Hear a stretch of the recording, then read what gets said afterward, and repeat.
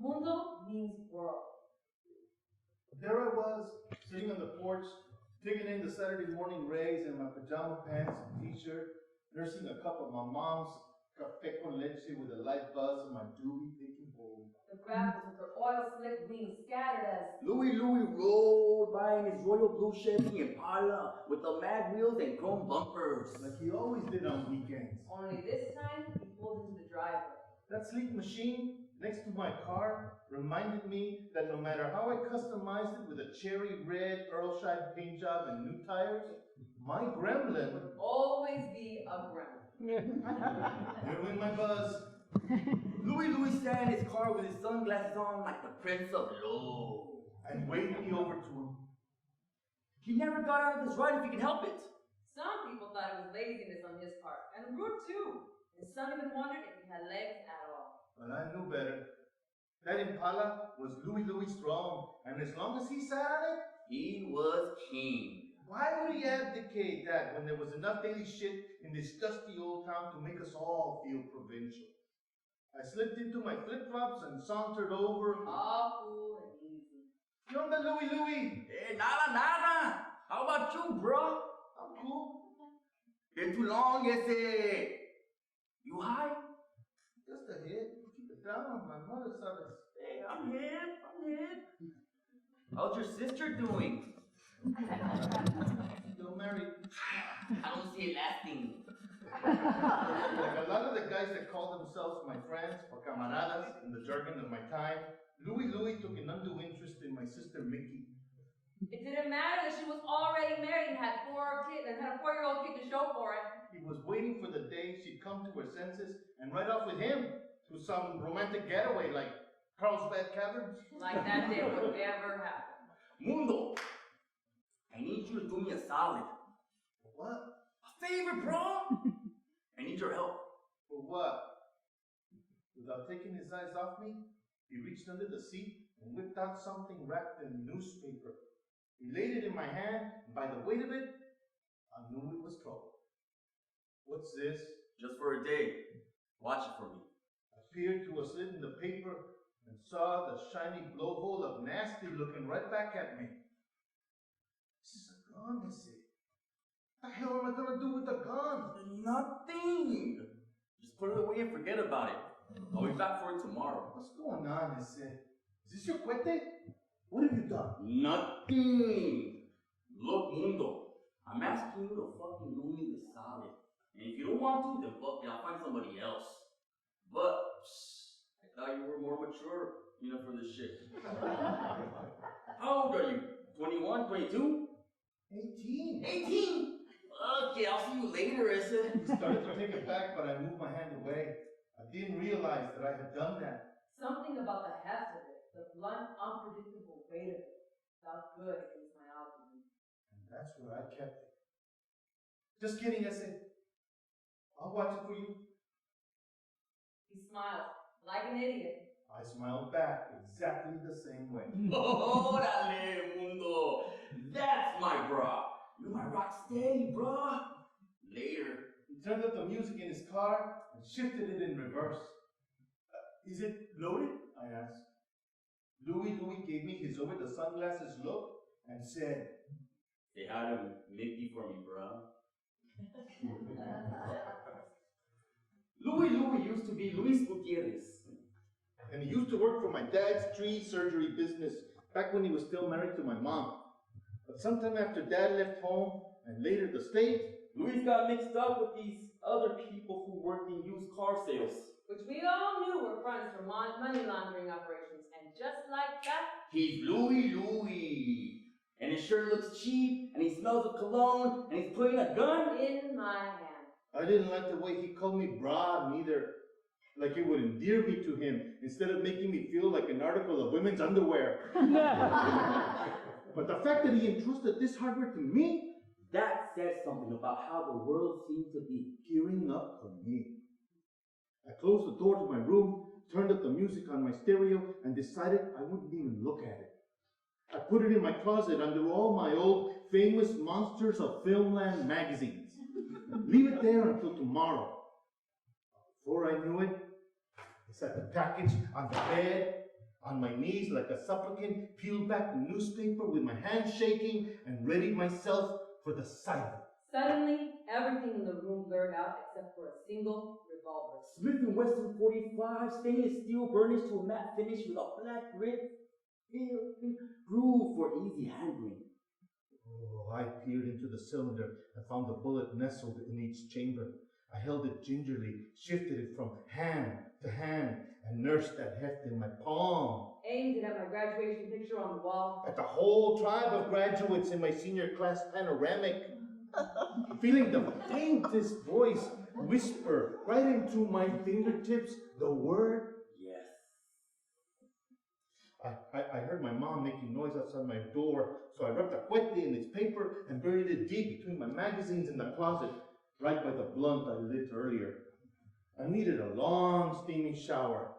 Standing there in the tub with the hot, soapy water running down my legs, I looked at my sad, skinny body and the not quite adult machinery of my sex.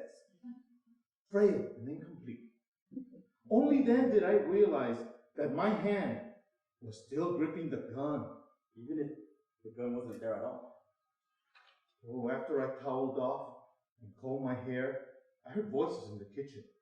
I opened the door and called out, "Mama, you talking to somebody?" "Sí, Nico!"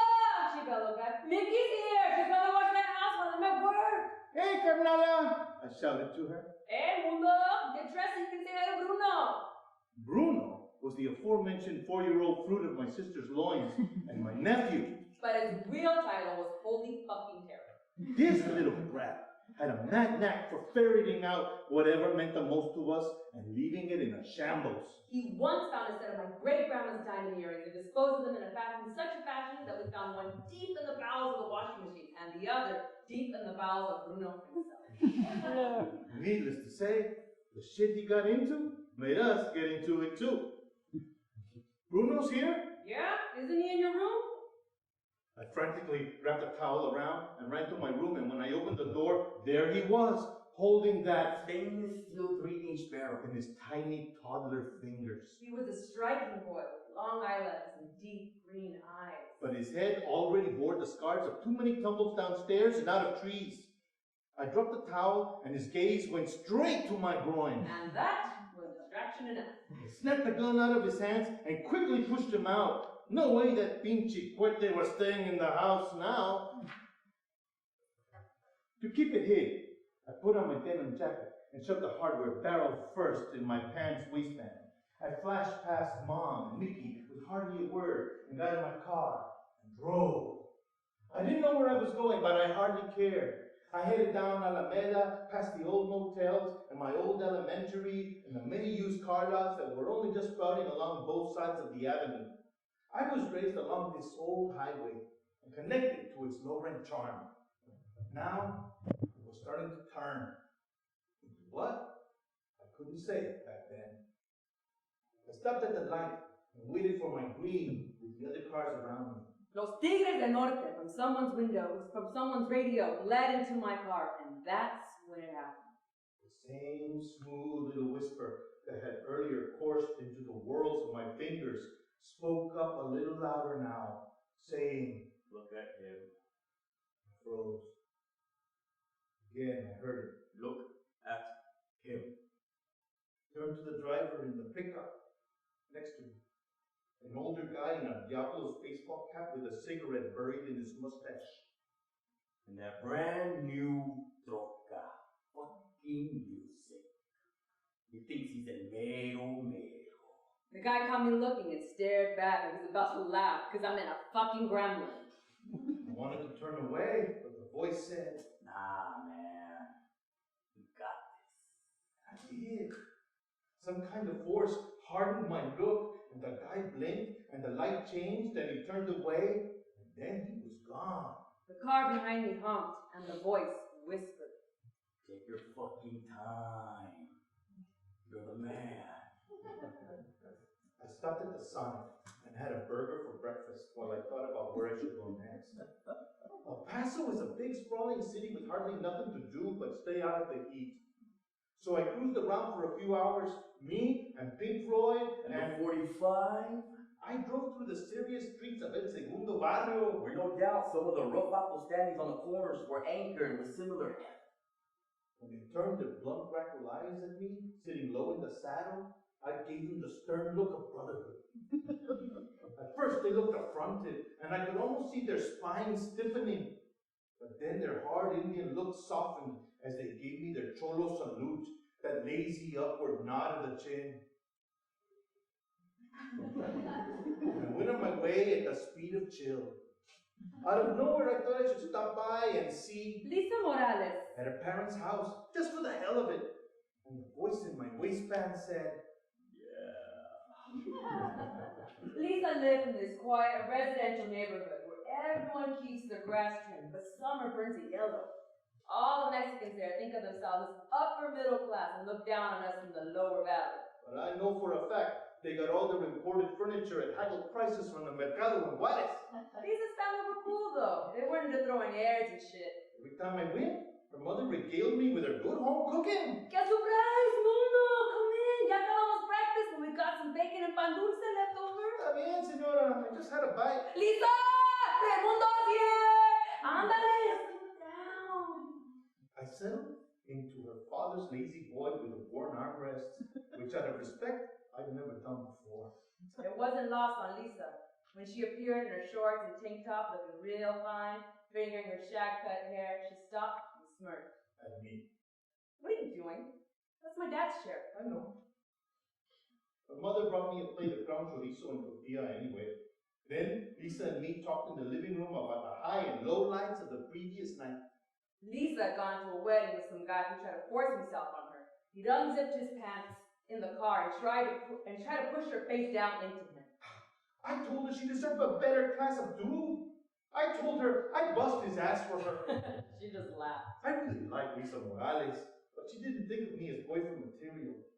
She tells me everything that goes on in her life. The likes, dislikes, the secrets that claw at a young girl heart, the dark yearnings that run through every teenager who's tired of the burden of being chased. It was easy for her to share those thoughts with someone who was afraid to admit that he was growing tired of the burden too. Only now, there was this other burden, An even deeper secret. digging into my crotch like a finger. Want to walk to the park with me? She asked with those kissable lips. The gun whispered in my pants. Fuck yeah. Sure, I said. In that oppressive border heat that turns the sky almost white, we made our way down the block to the small park with the playground. All along the path, we talked, Fell silent. then talked some more. Sometimes, as we walked side by side, My hand brushed against hers, light as a web. And that was enough for me. Not this time, it whispered. We sat in the swings while we talked about our plans for after high school. she was looking into a nursing career. And I told her she'd be good at it. She asked me what I wanted to do after graduation, and I said college, I guess. But I didn't really know what that meant, or whether it was even possible. I didn't want to think that far ahead. I couldn't think of anything except those long brown legs of Lisa's. And the way that she had to say, "Nuh-uh," like it was a jingle from her own show or something. Then, while she was looking at some little kids playing soccer with a wiffle ball in the scrappy grass and weeds, the gun whispered trouble to me. Turn around and kiss her. She wants it. I swiveled sideways in my swing and faced her. What? She said. Nothing. No. Tell me. I just know you can do better. So can you, the gun said. I will, she said. You will too, the gun said. I got all the time in the world, she said. World. That's you, loco. Mundo means world. El mundo. You are her world, said the gun. And when the right time comes, I'll know it, she said. See? She wants it. I was about to say how every song in the radio lately seemed to be about her, and how I couldn't keep my mind on my Algebra 2 homework, and how I really needed to kiss her on the mouth. But she abruptly interjected. Check it out. We looked in the direction of the parking lot and saw a car pulling up. It was the guy with the zipper. tall and built like a biker, his curly hair teased into an afro. He was all smiles coming right for us. Lisa didn't look too pleased. Sandron! Wait here, Mundo. I'll handle this. She knew I wasn't the type of guy to make a scene, which is to say, she knew I was a coward. They stood far off in stumpy, withered grass. Saying stuff I couldn't make out, except something about dropping over to say hi and something about another chance? I sat in the swing, making circles in the sand with my foot, trying not to look. But sometimes I would, and I'd see him taking her hand. And her pulling it away? Some grandma sitting on the bench watching her kids going up and down the slide squinted once in my direction and turned away. I thought for a minute it was because she heard the gun. Laughing.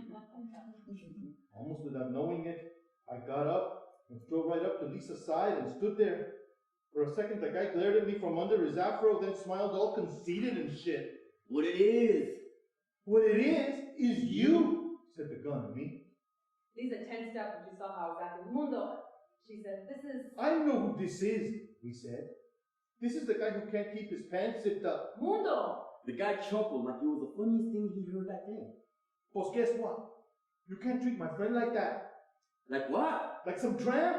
You can't do that, I say. Lisa's class, and you got no business with her. Mundo, stop. How would you know, puto? He said. Because I know Lisa like you don't, Hey, puto. I'll kick your ass. Why, fuckhead? Mundo! I mean it! And he pushed me. Just 3 fingers. Just 3 fingers. And I reeled back and almost fell. I took a shallow breath, and like another heart pumping all kinds of courage and rashness and heat into me, filling me up with the here and now, blurring my vision of everything but the clarity of the time. The gun howled me back right into his face. Push me again, I said. Go ahead. Push me again, brah. I don't know what it is. Some people know. Maybe they got an instinct for it. Maybe they got a scent for gunmetal, the way some mutts smell the meanest on another dog. Maybe he saw my fingers already wrapped around that invisible grooved handle and sensed my power to make it real. The guy looked intently into my eyes and snarled, Fuck you. Then he backed off and threw her a look. Somebody you got here, Lisa. By the grace of God, he ain't dead. See you tonight? Lisa prepared to speak. Yeah, sure. 10. Right on. Then to me, as he walked back to his car, Grace of God, people. Grace of God. I was stupefied. Not so much by my crazy newfound nerve, but by this instant pact between Lisa and the guy. You're going with him? Lisa, red in the face and burning with tears, shoved me as hard as she could, screaming, "What the hell are you doing? Idiot! Fool! I told you I got this!" But are you going back to... Yes! Why do you care, shithead? Who made you sheriff all of a sudden? She shook her head in disgust and stomped off to her house. The kids and their grandma at the playground were staring at me. I stood there throbbing with unspent purpose, feeling like I was going to shoot my jizz right through the barrel of Louis' gun. I did. It said, I made you sheriff. It's a poor man's therapy for us to drive blind all over town, burning off gas while we let our minds churn and drift and reel along to the music on the radio. Steering around from red light to red, we feel like we're in control of something. We don't even know where the fuck we're going. We look for counsel in the faces of strangers and in the chants graffiti on the walls, the scrambled layers of gang tags, symbols of devotion, the fading mercantile signage. They seem like portents, or maybe encrypted formulas for fixing the shit that has us by the throat. We want out of this dullness. The heavy dullness of this life. But when we find it, when we feel a trace of the sting of living fully, Some of us retreat into our droning cars and ride the mazes of our making. like I was doing in my little cherry red Gremlin. All afternoon, I was thinking about Lisa and how she kept 10 paces ahead of me all the way back, her long shadow just out of reach of my shoes. I was thinking how she might never let me come over again and how the rest of the school year would be ruined by that. I was thinking about how I almost told her right before she went inside that I had a gun and how that might have changed anything at all. But mostly, I was thinking about the gun and how it spoke to me. How it goaded me towards this other stronger mundo. A mundo less afraid. This that kept us all unstrung vatos from being swept away by the gales of change. Lisa would hate me from now on. But she'd tell her camaradas all about how we stepped up to this guy, how we backed down. And they would know it too. That made me smile. I was somebody to respect. I glanced at the passenger seat and saw the gleaming red barrel flare its own dirty smile back. I stopped to tank up my car and get a Slurpee, and then at the last minute, I didn't get the Slurpee, but a six-pack of beer, and I didn't get carded. That was my experiment. Could I command the respect of the world with Smith & Wesson at my side? And the answer, my friends, was... Fuck yes. I drove up to Scenic Drive on the mountain, stopped at the Overlook, and drank my beer there. Looking down at the divide between Juarez and El Paso, Marked by the concrete channel that used to be a great river, hemmed in for its own good. I took in the dimensions of this new mundo. There wasn't anyone around, so I walked to the crags at the edge with my brew, and in the waning red of sunset, took out the gun and aimed directly at the point where I thought my house was. Somewhere out there, an invisible bullet was streaking through the window and into the heart of a dope who still saved all his Monster Fan magazines. Night fell, and I was still in the crag. All the beer was drunk in the air, suddenly cold, and still, nobody there. I wanted to talk to someone, to demonstrate my deft handling of this firearm, to declare to la gente what a badass cabron I had been in the park. I needed them to see how different I was now. But nobody came. Occasionally, headlights would approach and ease on past. I sat in the hood of my Gremlin, crunching up the beer cans and getting dizzy. I tried to listen to the radio. But the songs weren't about her anymore. I took a whiz on the rock and slung Spanish curses at the lights of the cities below and the black monolith mountain behind. Then I put that cold peachy cuete right up against my cheek. I cried. I cried at the injustice of... Lisa Morales, how could she? Go back to that guy. How could she? Be mad at me after all we shared. Doesn't she see? That it's me she wants. Then in the pitch blackness, I heard... She don't. Huh? She don't see it. No, huh? You have to make her see it. Should I? About time, Mundo. I wiped the snot off my face and got in my car, my hands shivering on the wheel, my teeth rattling. The whole time, the gun was humming some song. I don't know what song. It was pretty though, and sad. When I got to Lisa's house, The gun said to park it around the block. so I did.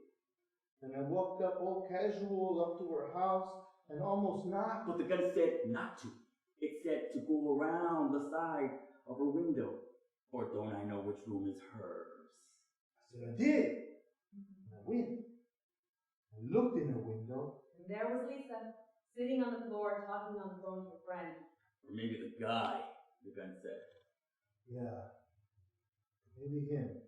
Bet he's got his zipper down. Probably does. She's gonna see him soon. Yeah, at 10.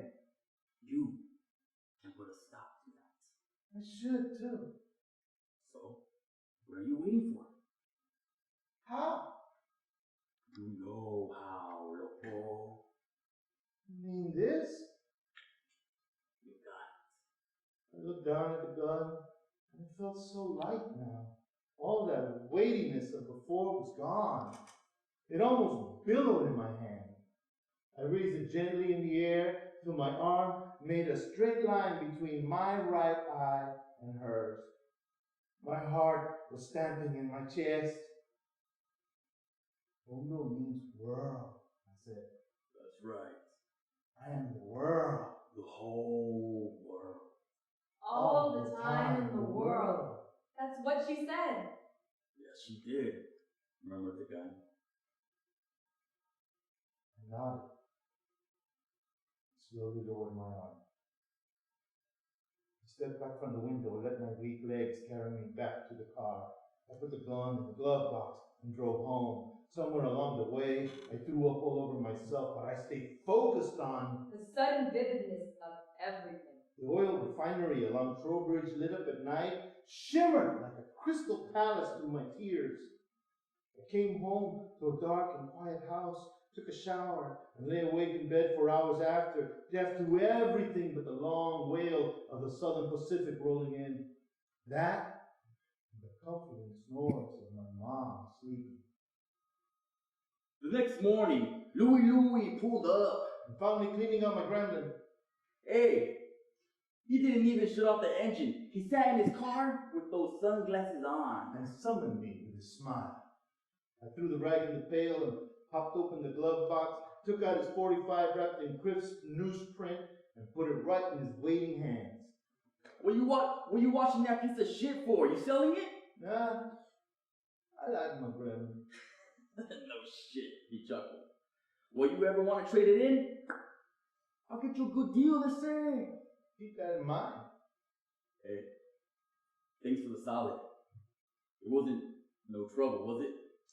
I shook my head. I told him about how Bruno got his hands on it, and we had a good laugh about that. I owe you one, he said. But if you knew the reason I had to unload it on you... But I raised my hands and cut him off. Honestly, dude, I don't want to know. Just take it away. Louie gave me the sidelong gaze of the Prince of Superlow and slipped the gun from its swaddling. It looked like a cannon in small, childlike hands. Hey, Mundo, I'm serious, bruh, he said. When are you going to figure out the life according to gun? I shrugged, like an 18-year-old is supposed to, and said, "Rock." I got all the time in the world.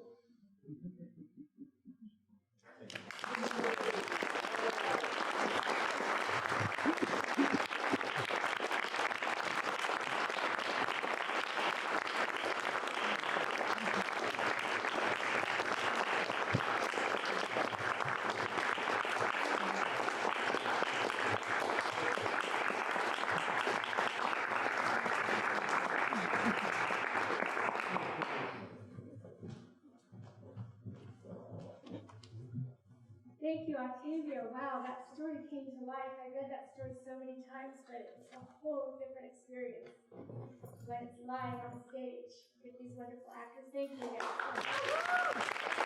Thank you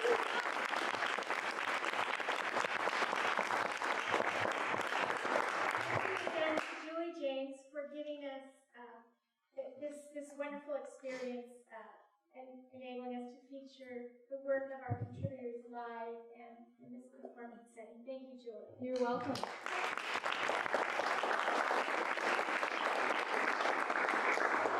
Let's give it up one more time for all of our wonderful presenters tonight. Jackie